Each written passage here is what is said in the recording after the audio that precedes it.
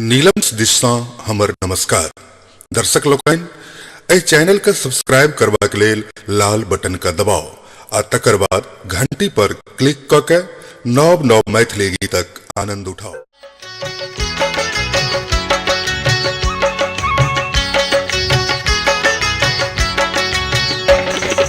भोजक आगू युद्धक पाछू भोजक आगू भोजक आगू युद्धक पाछू भोजक आगू हे सब गोनू झाके गाँव हे मैथिलक मिथिला ठामक ठाम हे मैथिलक मिथिला ठामक ठाम।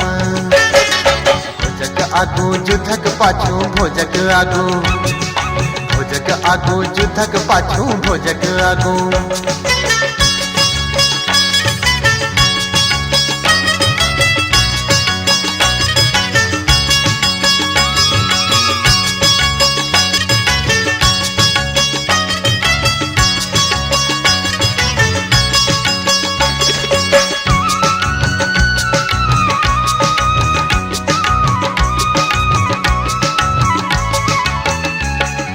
ताकब चित्रे हाहाका मारब मुक्ति पाड़ी तमाम।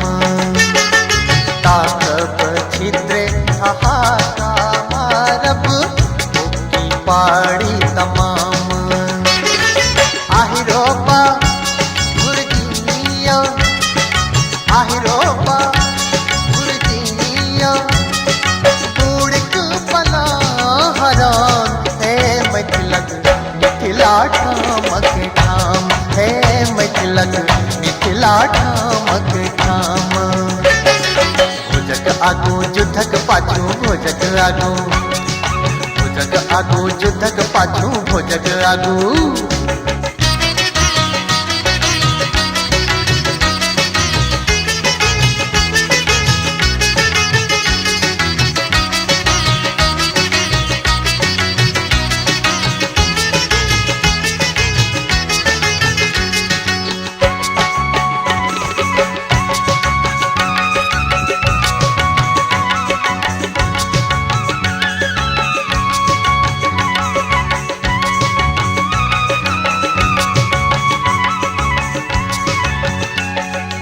धुतोरी कंतोरी फूटल पुरखा बले महान।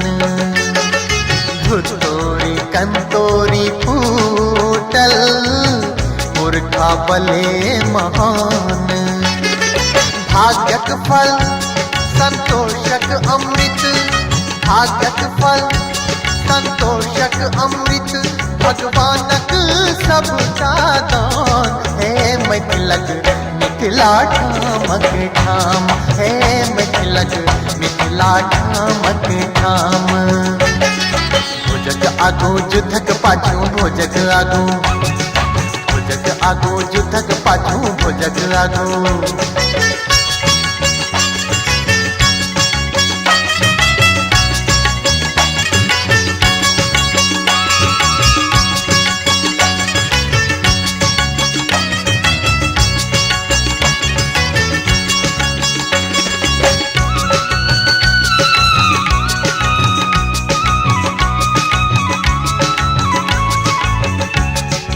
गोली गोल गोलैसी ढोली पानक भार मखान। गोली गोल गोलैसी ढोली पानक भार मखान।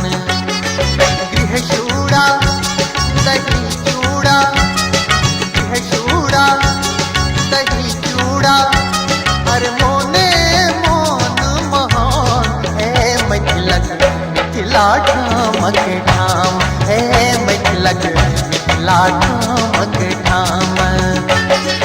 भोजक आगू युद्धक पाछू भोजक आगू भोजक आगू युद्धक पाछू भोजक आगू हे सब गोनू झाके गाँव हे मैथिलक मिथिला ठामक ठाम हे मैथिलक मिथिला ठामक ठाम हे मैथिलक मिथिला ठामक ठाम हे मैथिलक मिथिला ठामक